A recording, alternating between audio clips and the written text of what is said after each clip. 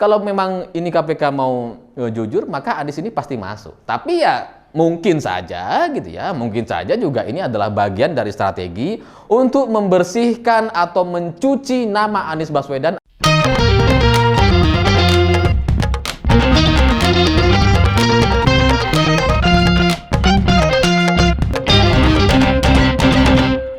Selamat malam para mantan, selamat malam untuk semua mantan-mantan kalian yang datang setelah kita sudah nggak terlalu berharap lagi. Ya karena kita udah terlanjur punya pengganti gitu ya. Nah, cerita-cerita semacam itu bagi saya jadi mirip sekali dengan cerita kedatangan Anies Baswedan ke gedung KPK hari ini. Karena bagi saya sama aja gitu. Anies ini mau dipanggil atau enggak oleh KPK, tetap aja bulan depan dia harus lengser. Jadi ya sama aja gitu. Kalaupun misalkan KPK langsung menetapkan Anies menjadi tersangka, lalu kemudian langsung ditahan hari ini, sama aja. Kan tinggal beberapa hari lagi.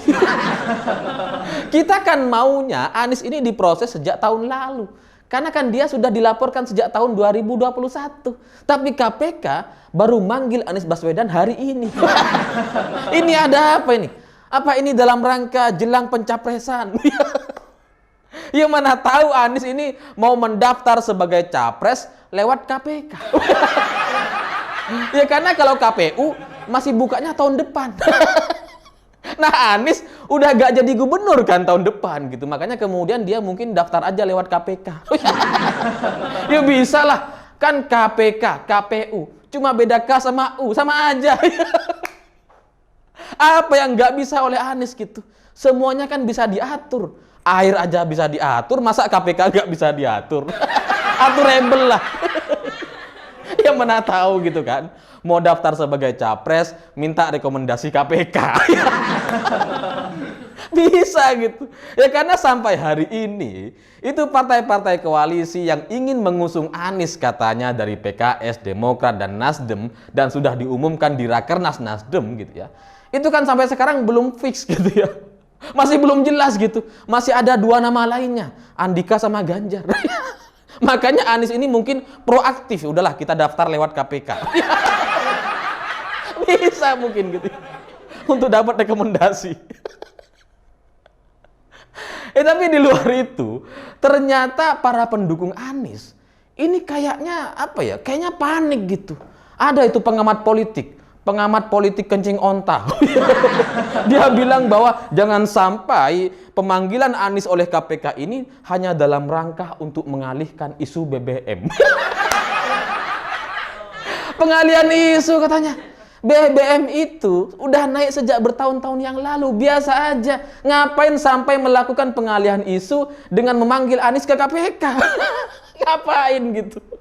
Emangnya apa bisa KPK kemudian diperintah untuk manggil Anies oleh presiden?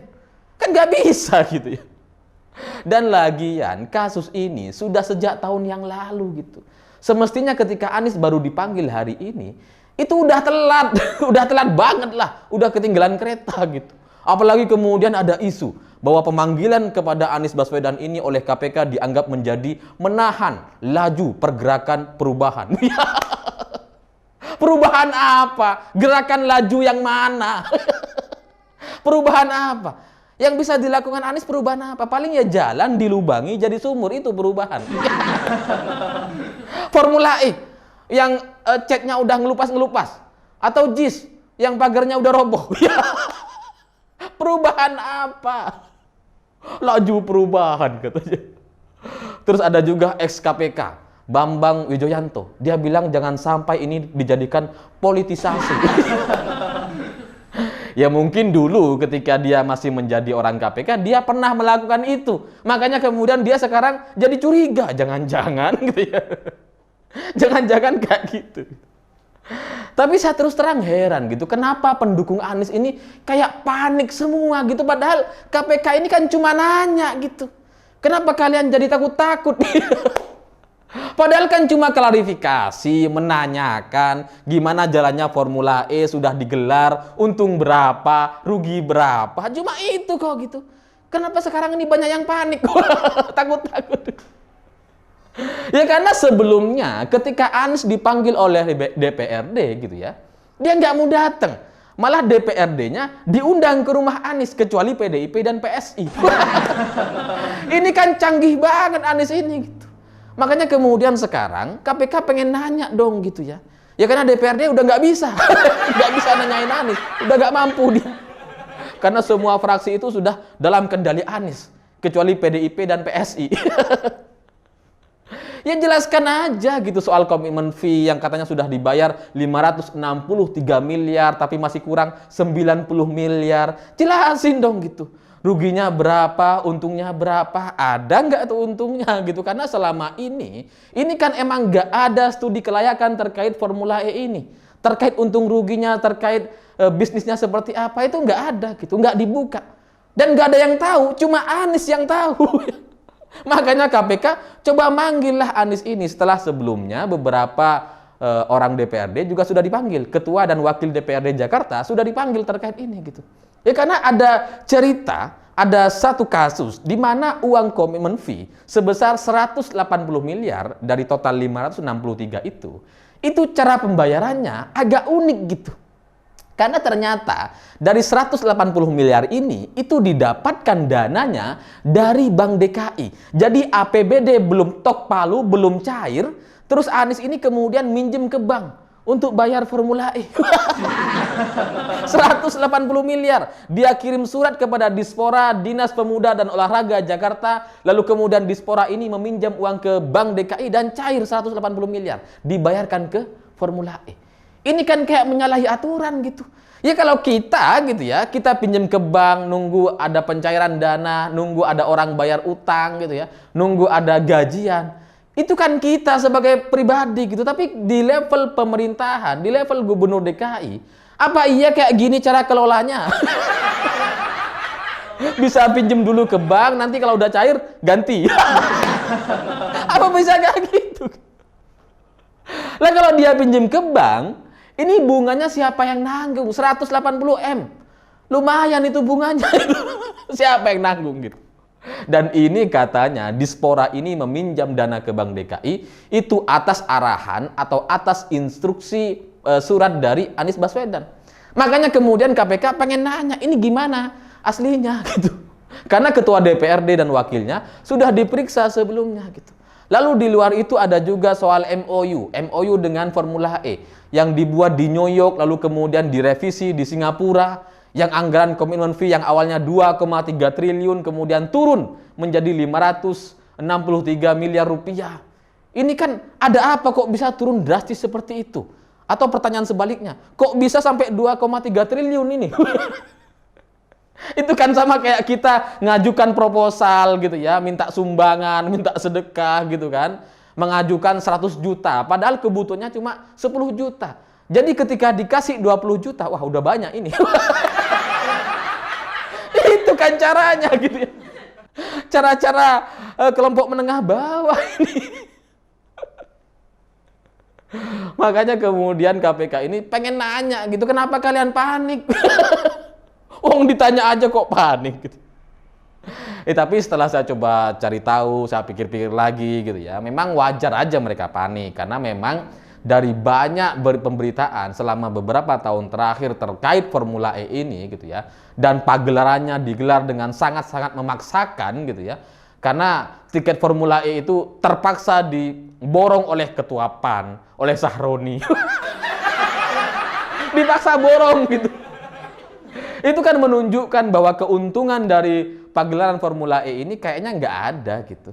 Lawang pebalap itu datang terus dia nggak ngapa-ngapain, cuma balapan terus pulang. Nggak kayak pebalap MotoGP gitu ya. Dia di Lombok itu minimal 5 hari gitu. Karena tes 2 hari, kemudian balapan sehari, 3 hari gitu ya. Persiapannya 2 hari ya, minimal 5 hari mereka di Lombok dan itu bisa menggerakkan ekonomi masyarakat Lombok. Tapi di Formula E nggak ada. Dia balapan sehari, nggak ada tesnya, langsung pulang malamnya. Nah inilah yang kemudian mau ditanyakan. Dan memang gitu ya, pantas aja kalau para pendukung Anies itu panik, karena memang ini agak mencurigakan dan agak mengkhawatirkan. Kalau KPK mau jujur, kalau penegak hukum kita mau jujur, emang barang ini pasti masuk. Pasti masuk gitu. Karena sudah terlalu banyak kejanggalannya, terlalu banyak cara-cara Anies untuk menghilangkan jejaknya gitu. Menghindari pemanggilan dari DPRD gitu ya. Untuk menghindari jawaban-jawaban terkait Formula E gitu. Terlalu banyak gitu. Jadi ya kalau memang ini KPK mau jujur, maka Anies ini pasti masuk. Tapi ya mungkin saja gitu ya, mungkin saja juga ini adalah bagian dari strategi untuk membersihkan atau mencuci nama Anies Baswedan agar nantinya dia bisa aman, tenang, nyaman untuk capres di 2024. Ya seperti bahasan awal, bisa aja KPK itu memberikan rekomendasi, clear, tidak ada masalah.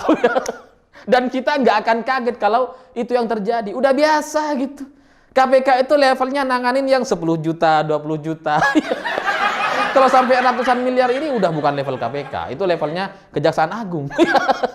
KPK nggak mampu lah kalau udah nyampe ratusan miliar.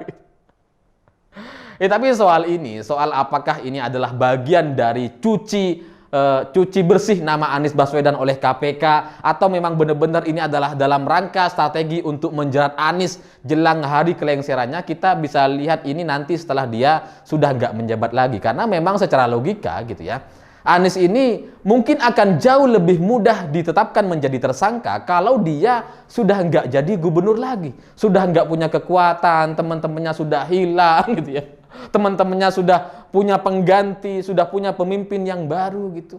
Maka fungsi atau kekuatan Anies itu sudah mulai berkurang. Nah, hari itulah kemudian KPK mungkin bisa menjeratnya. Tapi di luar itu kembali lagi bisa saja ini juga bagian dari strategi untuk merekomendasikan Anies maju di Pilpres 2024 oleh KPK. Bisa aja gitu. Apa yang nggak bisa? Aturable lah semuanya. Ya karena kalau ngelihat Anies gitu ya datang ke KPK hari ini, dia datang pakai pakaian dinasnya gitu ya. Itu kan untuk menunjukkan bahwa dia itu masih berkuasa sampai hari ini. Untuk menunjukkan kekuatan bahwa dia itu masih menjadi gubernur DKI. Ya samalah seperti Sambo ketika datang ke Kabareskrim gitu ya. Dia kan pakai pakaian dinas gitu ya, untuk menunjukkan kekuatan. Anies juga sama ini untuk menunjukkan kekuatannya, padahal ntar lagi lengser. Nah kalau dipanggilnya setelah lengser, ini pasti lain cerita. Udah pasti tersangka ini. Catat ya, catat ini. Kalau Anies dipanggil lagi nanti oleh KPK setelah dia udah nggak jadi gubernur DKI, pasti tersangka hari itu. Pasti. Makanya Anies hari ini ketika dia datang ke gedung KPK, dia tuh nggak banyak bicara, dia kayaknya stres, takut-takut gitu kan. Dia diem aja, ya sudah cukup, terima kasih. Padahal kan aslinya Anies ini ahli tata kata gitu. Biasanya dia kalau bicara itu kan kenceng gitu ya. Nah ini kok jadi kehabisan kata. Nah ini ada apa? Pasti ada apa-apanya gitu. Tapi ya sudahlah, pada akhirnya gitu ya, bagi saya ini sudah cukup terlambat bagi KPK karena ini sudah dilaporkan sejak tahun lalu gitu ya. Kenapa baru dipanggil hari ini dan jelang kelengserannya gitu. Jadi ya sama aja gitu. Warga DKI itu sudah menderita selama setahun terakhir ini gara-gara Anies nih. Kok baru dipanggil sekarang, harusnya ya sejak tahun lalu lah. Lumayan kalau dipecat tahun lalu kan lumayan gitu kan. Kalau ditangkap tahun lalu kan lumayan setahun ini. Ada penggantinya gitu.